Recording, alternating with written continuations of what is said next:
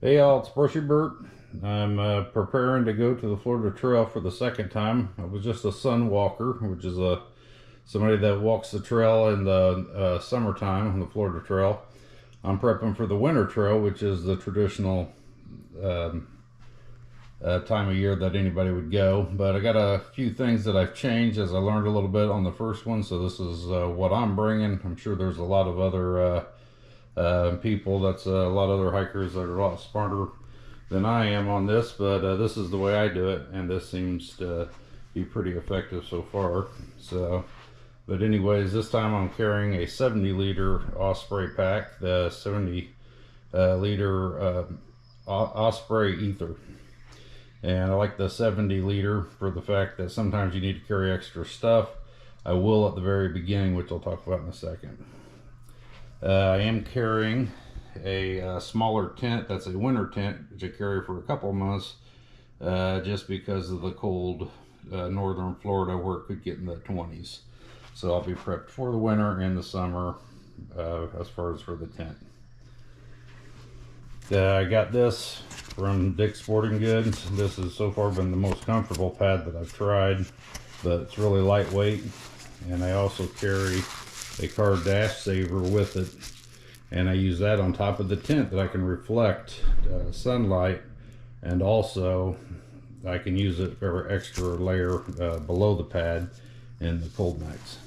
I also carry a UV umbrella, just because when you get on the levees and stuff, there just is no shade at all. I have some frog togs I keep in the back, the lightweight one, just because of the rain.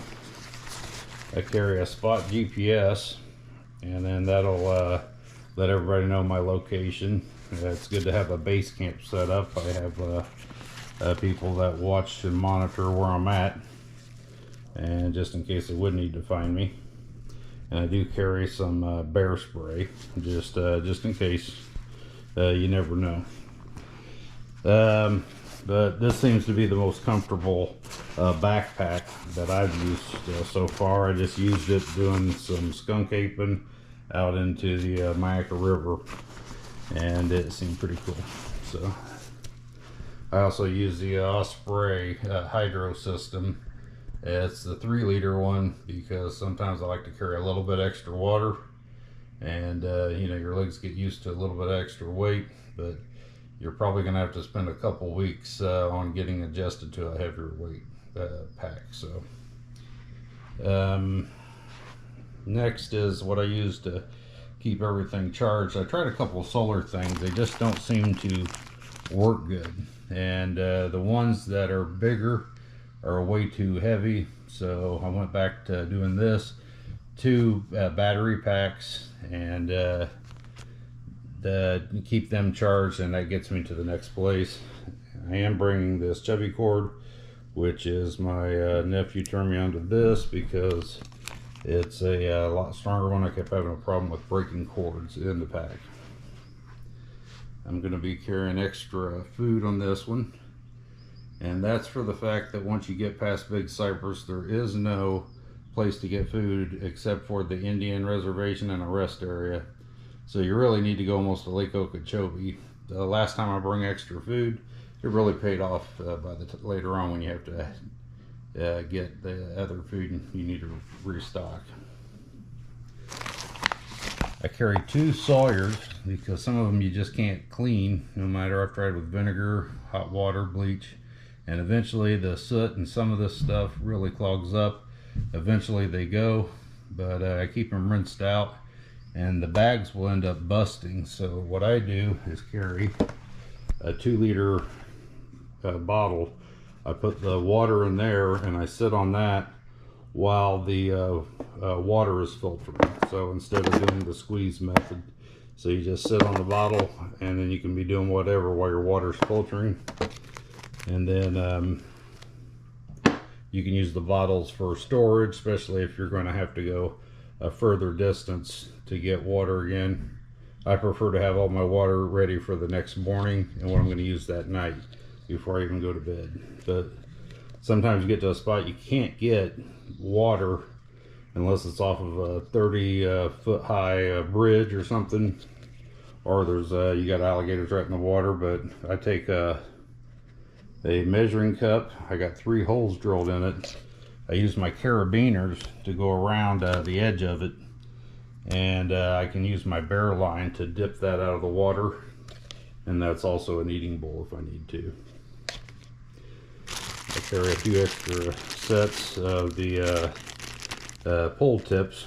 I find that they're only going maybe a little bit over 100 miles before I got to change them. We have, that's the tent patch.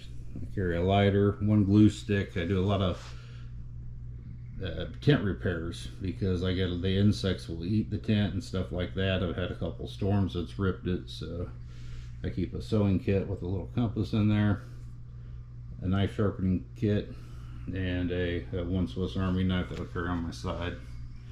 And of course, you have a lightweight shovel to dig your cat holes. Some bug spray. In the summer I would normally have a suit that's made out of screen for it's called a mosquito suit, and that's how you get away from all the biting flies in the summer. I also always recommend that everybody wear unscented deodorant because the other will attract bears.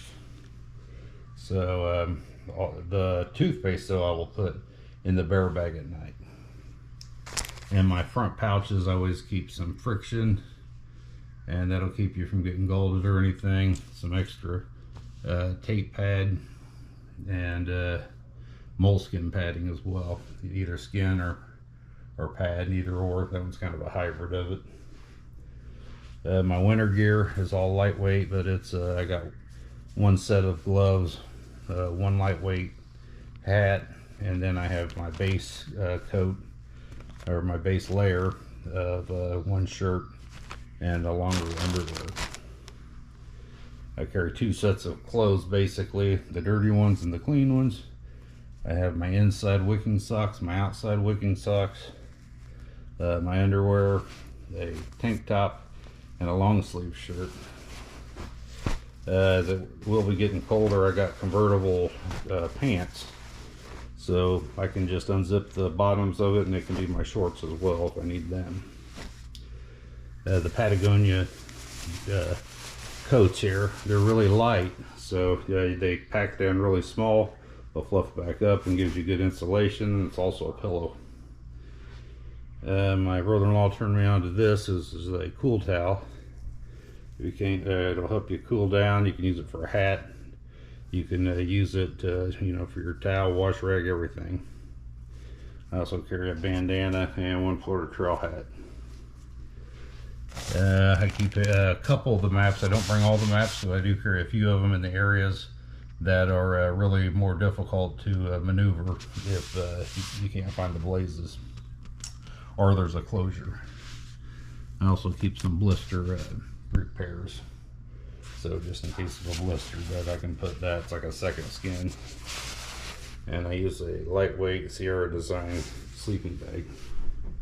So, and that'll help. It's like a rated for minus, or not minus, it's rated for 20° Fahrenheit. And it's still lightweight, but it's really comfortable so far. So, and my Trekology poles. So far so good on them. I haven't had them real long, so I can't really give a full